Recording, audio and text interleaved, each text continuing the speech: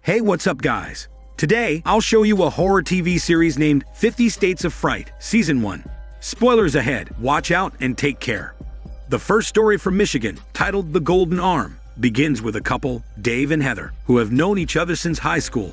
They were childhood sweethearts, and as expected, they ended up together, building a home of their own. Dave is a dedicated craftsman who specializes in handmade furniture. He owns his own workshop, and even the raw materials he uses for his furniture come from the forest. His wife Heather is the most beautiful woman in the entire town. Anyone who sees her can't help but marvel at her beauty. This couple lives an idyllic life, admired by everyone in town. Heather doesn't have many hobbies. Her one true passion is collecting gold items. She often goes out to buy various pieces of jewelry made of pure gold, such as necklaces, regardless of the cost. If Heather sets her eyes on something, Dave doesn't hesitate to pay for it. One day, however, their once blissful family life was shattered by an unexpected accident. On typical days, Dave and his assistant would go into the forest to fell trees. However, this time, the assistant had to take some time off due to personal matters. Dave, in a rush to get the job done, had no other choice but to have Heather fill in for the absent assistant. So together, they ventured into the forest to begin their work. After a large tree fell, it headed straight towards Heather. She was unable to dodge in time, and her arm was pinned mercilessly under the massive trunk. Blood immediately flowed, soaking the soil beneath. Panicked, Dave tried to soothe his wife while shouting desperately for help, but there was no one in the forest to hear his cries. Dave couldn't manage to move the tree. As he watched his wife losing blood rapidly and nearing unconsciousness, he picked up the axe and amputated his wife's trapped arm.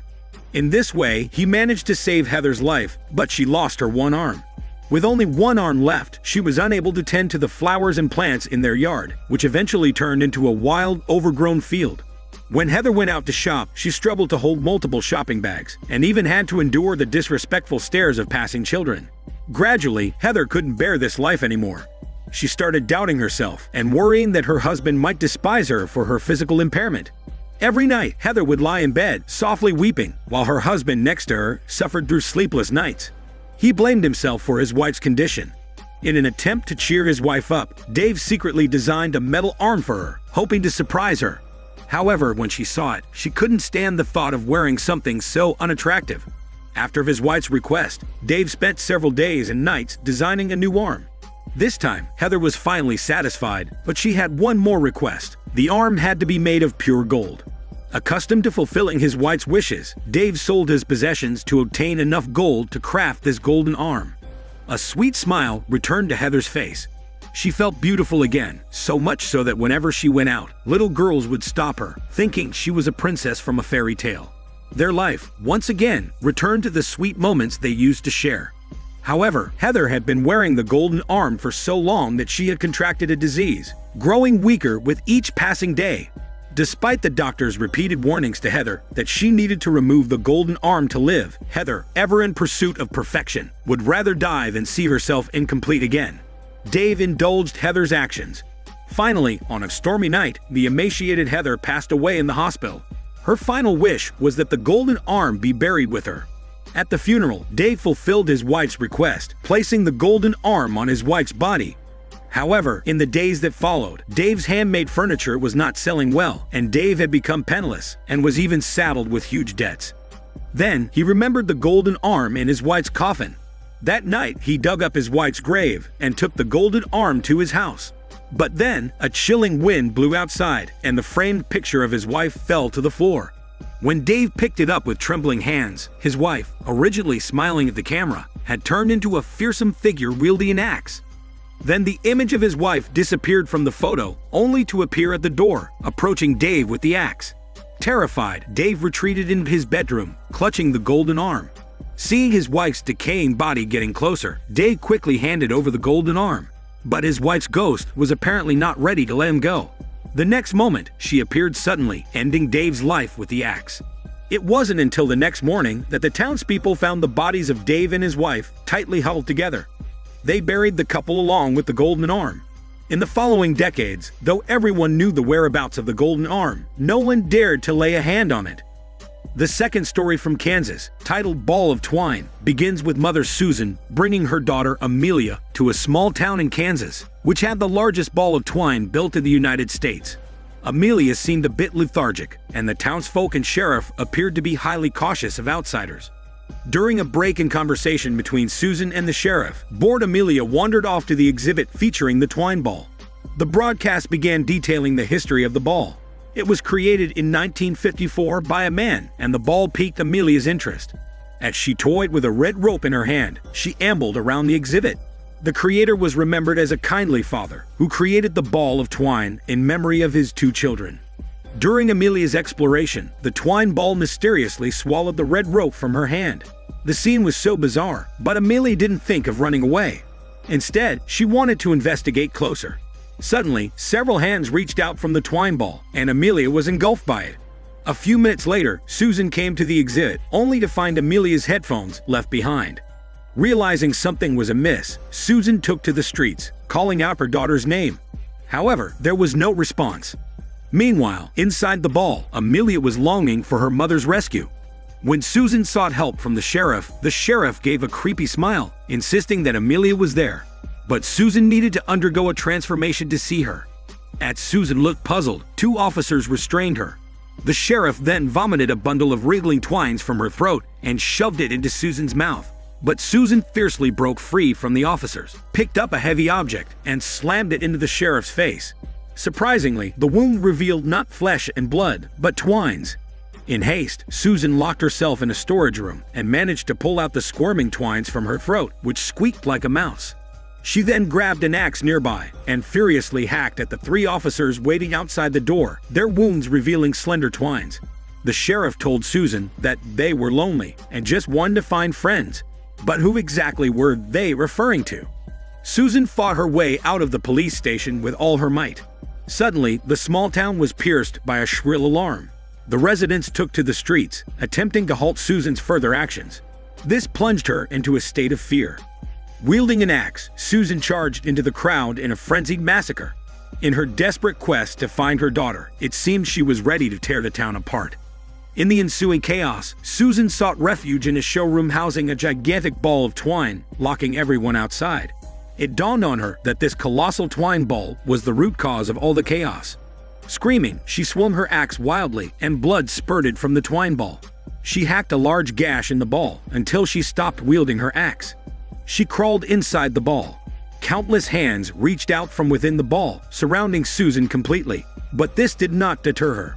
After a struggle, Susan finally found her unconscious daughter, lying next to 2 long-decayed bodies. It turned out that these bodies were the children of the creator of the twine ball. In 1954, the creator's 2 children tragically passed away.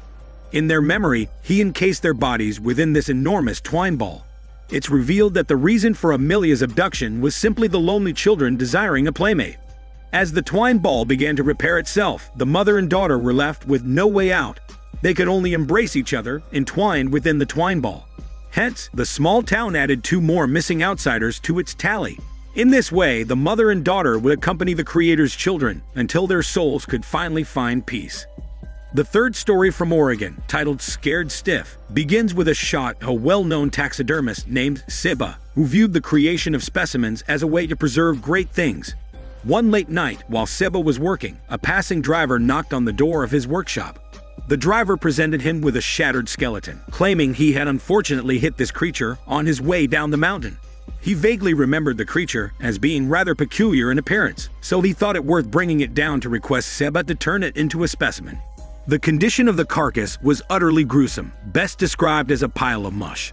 Seba had seen countless animal bodies before, but the structure of this skeleton was something he had never encountered. As a taxidermist, Seba reluctantly accepted the job. He told the driver to return the next day to pick up the specimen. After the driver left, Seba switched on the radio, the upbeat music serving as his company. He began flipping through numerous books, cross-referencing information while handling the mangled remains. He scooped out the gooey innards, reconstructed the skeleton with plaster, and lastly fixed glass eyeballs with glue. Finally, a lifelike animal specimen was complete. Upon opening an encyclopedia, Seba realized that the carcass was that of the legendary Bigfoot. However, its size was unusually small, nowhere near the gigantic proportions of the creature from the legends. It was already the wee hours of the morning when a frantic knock echoed through the silence once more. Siba had just finished preserving a specimen and switched off the lights. It was the driver who had delivered the skeleton earlier, shivering outside the door. Impatient, Siba swung open the door, only to find a pair of large, hairy hands crushing the driver's head. Apparently, the mother of the little creature had come in person to reclaim her child. The door was smashed open. Siba quickly sought cover as the massive Bigfoot roared and rummaged through the room. In a metal bucket on the windowsill lay some organs that Siba had cleaned out. The Bigfoot sniffed at them, catching the scent of her child. Realizing that her child was dead, she could only cradle the organs and let out a mournful howl as she left the room. The pitiful scene evoked a sense of mercy in Siba. He called out to the Bigfoot outside, returning the preserved specimen of the little Bigfoot. Overjoyed to have her child returned, the mother broke into a smile. Siba initially thought he'd done a good deed, but he overlooked one detail. The glue for the glass eyeballs hadn't fully dried yet. As the Bigfoot hugged her child tightly, the eyeballs of the specimen were squeezed out. Seeing her child with only 2 empty sockets on his face, she believed Siba to be the killer. She lunged at him in a fit of rage, tearing him apart. When Siba was found, he was in pieces scattered across his workshop. A female taxidermist in town believed that Siba deserved to be remembered, so she painstakingly reassembled him and created a specimen out of him. The 4th story from Minnesota, titled Gray Cloud Island, begins in the dead of night when 2 red-hatted members of a gang brought 4 young initiates to Gray Cloud Island. Legend has it that this is the most haunted place in all of Minnesota. The 4 youths had to rely on each other and endure until daylight. Only by passing this test could they join the ranks of the gang. Having given these instructions, the 2 members drove away. They planned to wait for the youths on a bridge 4 hours away. It's hard to deny that this test is incredibly brutal, but having come this far, the young initiates had to steel themselves and try to traverse the wilderness. While on their way, the 4 of them discussed the legends surrounding the island, the Headless Woman, the Indian burial ground, the gateway to hell. The more they talked, the more they frightened the shit and hormones out of themselves. At that moment, they noticed 2 men in white robes carrying torches entering an old mansion in the distance. Intrigued, the 4 youths decided to follow them. Inside the house, they found a door adorned with totemic symbols. The bravest among them opened the door, revealing a vast open space that looked like a ceremonial altar. In the center of the area, a young woman in a white robe was bound. She was wearing a helmet that prevented her from speaking, and her eyes were filled with despair. Suddenly, one of the men in white robes appeared behind the 4. The young boy who had led them warned the robed man that they were unlawfully confining the woman. The robed man responded by pulling out a dagger and stabbing it directly into the young boy's head. The sight left the remaining youths in shock. Taking advantage of the robed man's stumble, the 3 quickly pinned him down and killed him in self-defense. One of the youths suggested they should take the captive woman with them.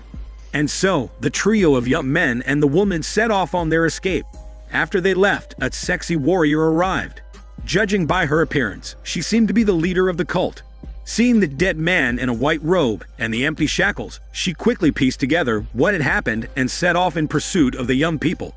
On the other side of the island, 2 men in big red hats were still in the car, listening to tunes and singing along, when out of nowhere, they were ambushed and killed by a group led by the cult leader. Their screams of terror echoed across the island. Hearing the screams, the guys had no time to ponder what was happening. Their only thought was to get away as quickly as possible. Oddly enough, while they were running, they spotted a lit-up house. The house belonged to a timid old lady. Without a second thought, they barged into the house. The old lady stared at the rescued young woman, seemingly understanding something.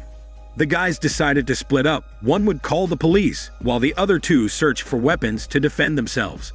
After finally getting through to the police, the old lady unexpectedly launched a surprise attack from behind, slitting the throat of the guy on the phone.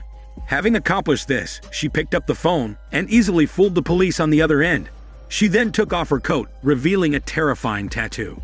Meanwhile, one of the guys found some weapons in the basement. Just as he was about to share the news, he discovered the basement door was locked. The old lady cut off the power to the house, preparing to take them out one by one. Subsequently, the guy outside was also attacked by the old lady. In the nick of time, the young woman sprang forward, using a chain in her hand to strangle the old lady to death. Now, 2 out of the original 4 were dead, and the cult leader was leading her followers towards them. The 2 guys had no choice but to flee desperately with the woman. Just as they were running, an axe flew from behind, killing one of them instantly. The cult leader was rapidly closing in like a Tesla bike. Trapped and with nowhere to go, a truck driver happened to pass by. The guy quickly rushed with the woman to ask the driver for help. The driver seemed like a good guy. He immediately stepped on the gas, helping the 2 evade their pursuers. The escaping guy picked up a wrench from the truck, helping the woman to remove her helmet. The kind-hearted guy comforted the woman by using his muscles to stroke her face, continually reassuring her that everything was okay. The woman looked at him, smiled a caring yet somewhat foolish smile, then bit the kind-hearted guy, sending him straight to meet Jesus. After killing the guy, the demon-like woman quickly fled the scene. In the end, the driver who'd managed a miraculous escape was finally captured. He confessed his experiences, and those who arrested him didn't cast doubt on his account. It turned out that a long time ago, the first settlers on the island, while blasting limestone, had inadvertently created a massive pit. This pit was a gateway to hell, and from time to time, malevolent entities would emerge. The pursuers that the young people encountered on the island were the Grey Cloud family, the guardians of this pit, while the captive woman was actually a demon escaping from the pit. The 5th story from Florida, titled Destination, begins with 4 patrol officers arriving in the small town of Miami, ready to start their day's work. After a busy morning, the group of 4 planned to have lunch together. Just then, a message came through from the radio station. A resident reported a robbery. They had lost a goat and several other items. 2 of the officers had to abandon their tasty lunch and drive to the resident's house to investigate. The place appeared quite dilapidated. A strange little boy stood guard at the entrance, explaining that his grandmother had made the call and was waiting inside for the police. The decrepit front door bore eerie totems, and, from inside, they could hear a woman's terrified screams. The 2 officers hastily entered the house to investigate. Inside, it was dark and damp. The few remaining windows had been boarded up. Suddenly, one of the officers seemed to freeze, as if possessed by an evil spirit. The front door then closed abruptly. The scene shifts to the other 2 officers, Maria and Kenneth, enjoying lunch. They hadn't heard from their colleagues in quite some time, so they decided to check out the location where the report came from. Maria had an unsettling premonition. She mentioned that she'd been to this place before and that her family lived there. Because she sensed danger on this trip, she put on a strange necklace. The little boy shown earlier had poked his head out of the house. Maria claimed she'd seen this child 20 years ago, but the boy appeared to be just in his teens. Gathering their courage, the 2 walked into the house. Just like before, the front door closed automatically behind them. Inside the house was a secret passage, emanating a strong foul smell that almost made Kenneth vomit. Maria tried to call for backup, but her walkie-talkie lost signal. They were trapped, with no choice but to move forward. The 2 navigated through the secret passage and into a cellar. It was filled with totems and scattered bones. Maria identified it as an altar where human sacrifices were made. Screams echoed from deep within the cellar. Recognizing a colleague's voice, Kenneth rushed in, only to find the colleague had been killed. Maria warned Kenneth he had to leave. She took off her necklace to perform an exorcism to protect Kenneth from being possessed, but she forgot to put it back on. Suddenly, their possessed colleague attacked Kenneth relentlessly until he was killed. After killing Kenneth, the possessed colleague turned on Maria. In the ensuing fight, Maria had no choice but to kill her possessed colleague with a dagger. All 3 of her colleagues were dead, and Maria was left fighting alone. She also lost her exorcism necklace. Just as Maria seemed to have no way out, a devil woman who had been hiding in the corner finally revealed herself. It turned out that Maria had grown up here among the cultists until one day, when this woman tried to harm Maria, her mother sacrificed her life to seal a woman away. Unexpectedly, the devil woman had resurrected after many years and set a trap to lure Maria back, intending to claim her life. An hour later, Maria dragged the bodies of her police colleagues out of the house. The boy called out to her, addressing her as Grandma, and asked her if she was successful. It seemed that Maria was now possessed by the devil woman. This is Daniel CC Movie Channel. Stay safe and enjoy your day.